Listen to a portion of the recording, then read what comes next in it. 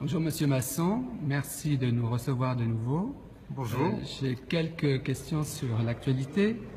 Que pensez-vous du revirement récent de Nicolas Hulot sur le nucléaire?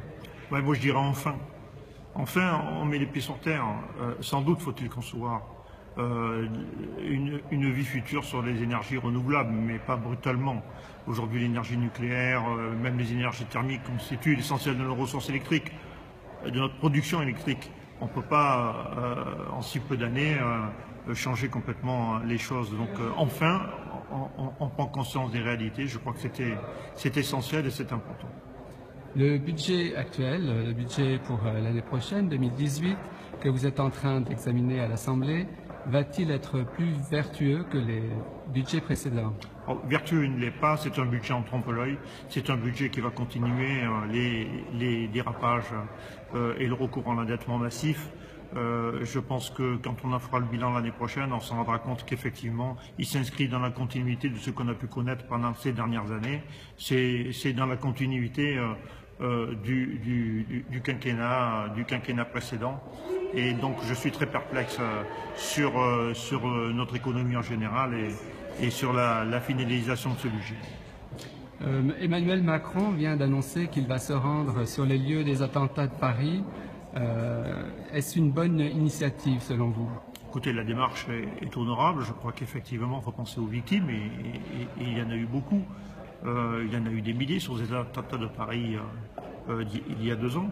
Cela étant, ce qui serait important et ce qui serait aussi de la responsabilité du président de la République, c'est de prendre des mesures à l'égard de ceux qui reviennent aujourd'hui de Syrie, ont vécu pendant des années dans le terrorisme djihadiste et qui sont aujourd'hui sur notre sol, dans nos quartiers, sans qu'il y ait aucune mesure coercitive à leur égard. Je crois que ce serait important aussi, peut-être, de s'intéresser à cette question-là, ce qui aujourd'hui n'est pas vraiment le cas.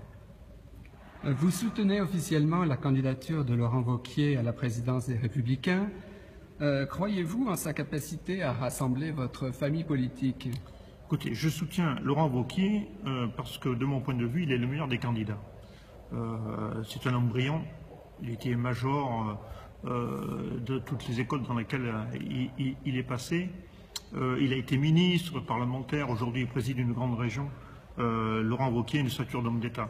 C'est la raison pour laquelle je le soutiens au-delà de tout. Je pense en plus qu'effectivement, contrairement à ce que certains pourraient penser, je crois qu'il a une vraie capacité à rassembler notre famille politique.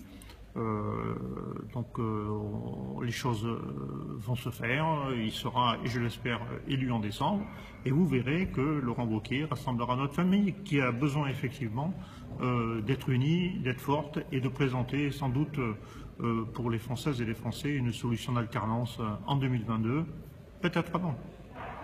Je vous remercie, Monsieur le député. Merci.